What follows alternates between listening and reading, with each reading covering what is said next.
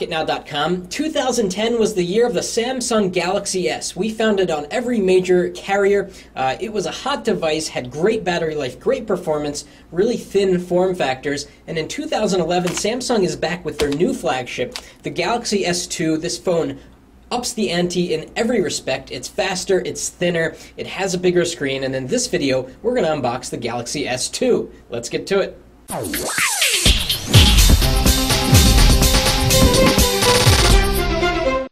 Okay, so here we go. So a lot of improvements to talk about between the Galaxy S and the Galaxy S2. We've got the new Exynos processor. I'm not sure if I'm saying that right. The 1.2 gigahertz dual-core Samsung proprietary processor that goes right up against the Snapdragon 1.2 gigahertz processor coming out on the HTC Sensation. So we've got some extra packaging here. And thanks to our friends at clove.co.uk for sending us a Unit 2 review. Right now this phone is 440 British pounds, which is about $722. Yes, it's very expensive, but hey, it'll actually work on US at&t frequencies, so that's an added little bonus there. And plus, this is a device that just came out, so you gotta expect the price to be very high. Very likely that this phone will see a release on all major US and international carriers, so you can keep an eye out for lower subsidized prices. So here it is, small little box, Galaxy S2, 1.2 gigahertz. This is incredible. The previous Galaxy S had a single-core 1 gigahertz processor, and now we're going to 1.2 gigahertz and having 2 cores. This is going to be awesome. Let's take a look at what we have on the back here. Dual-core, 8-megapixel camera. This shoots 1080p video, and it can also play it back in 1080p if you connect it to a television. We've got DLNA support, a huge 1650 milliamp hour battery, and the interesting thing about that is that this device is the thinnest smartphone you can buy right now. It's a little bit over 8 millimeters thick. It's got the Super AMOLED Plus screen. You can tell that I'm very excited about this. Samsung had the Super AMOLED debut in the Galaxy S devices. Now they're going with the Plus. They also made the screen bigger. This screen is going to be awe-inspiring, we're thinking. The only problem with it is that the screen is WVGA resolution. It's not QHD like all of the higher-end devices are coming with, but maybe the Super AMOLED Plus will be so nice that we won't even care. Comes with 16 gigs of internal memory. We've got Wi-Fi, A, B, G, and N, Android 2.3. You get the point. Let's break the seal here. There's no turning back now, and open up this little tiny box. Wow. Social Hub Premium, GPS. Okay, let's just see what comes in the box. This thing is remarkably thin, and I wish you could actually be here holding it. I just have to stop and just comment on this. I cannot believe how thin this phone is. It's so powerful. It's got such a big screen, and yet it is thinner than any phone I've ever held. Wow, this is unbelievable. It's pencil thin. Okay, let's see what else is in the box before, going crazy about the thickness of the phone. We've got headphones, which is nice. Kind of nice looking headphones with little chrome pieces there. Let's see, we've got a micro USB charger, which is nice.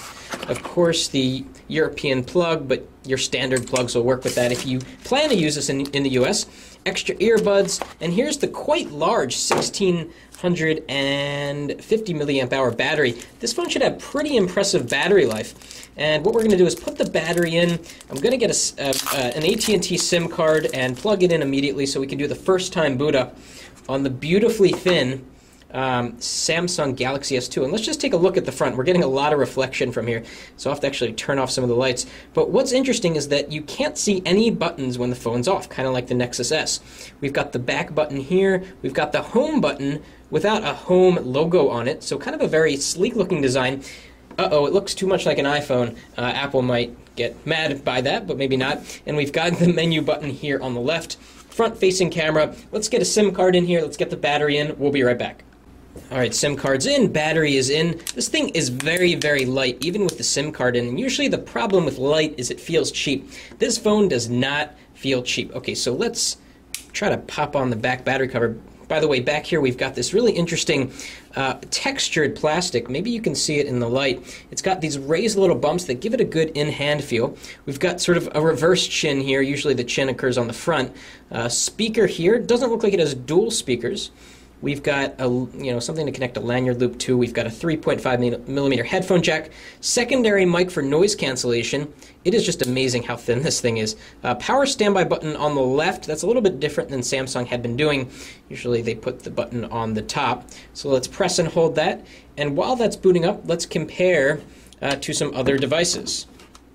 So here we've got the HTC Inspire 4G, and it's got a little bit of fingerprints on here, but it didn't a second ago. Kind of weird.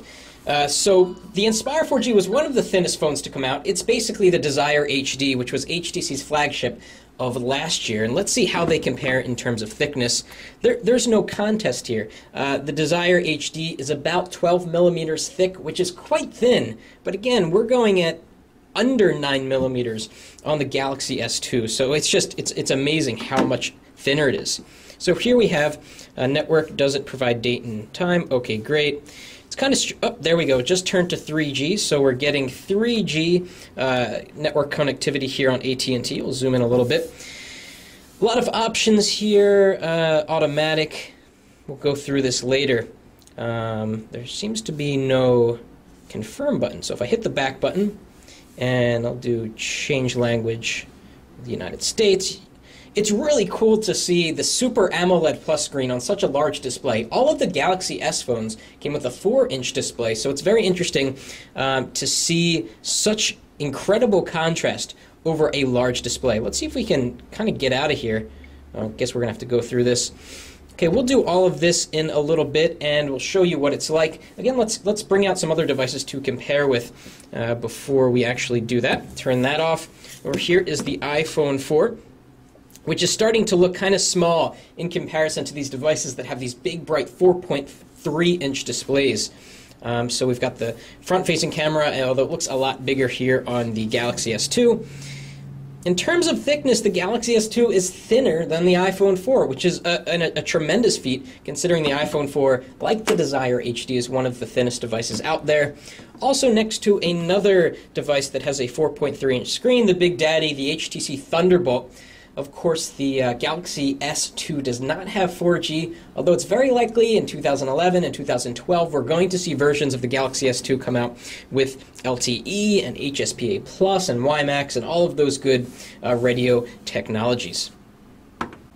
Alright, so I put in the Google account information, and what we have here is the new version of TouchWiz, TouchWiz 4, which is Samsung's proprietary interface.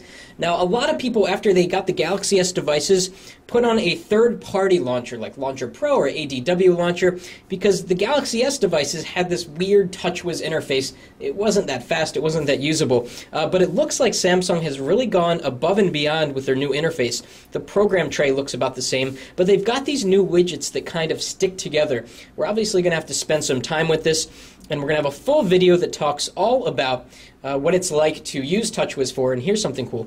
Move device left or right while holding a selected icon to reposition to another page. That is pretty cool. So if we tap and hold, and we tilt, apparently there's a feature that makes it a lot easier. Wow, that looks awesome.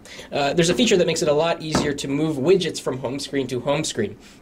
Right now we're getting HSDPA on AT&T. We should be getting faster data speeds than you can get on the Atrix 4G and the Inspire 4G, because those devices don't seem to even take advantage of HSDPA speeds. So this might be a killer device to get on AT&T if you don't want to wait. It will work on T-Mobile, but you won't get the 3G connectivity. We've got a ton more coming up on the Samsung Galaxy S2. It's really exciting for us to test one of the flagship devices of 2011. HTC is coming out of the gate with a sensation in the near future, and Samsung is coming out of the gate with the Galaxy S2 Super AMOLED Plus screen, 1.2 gigahertz dual-core processor.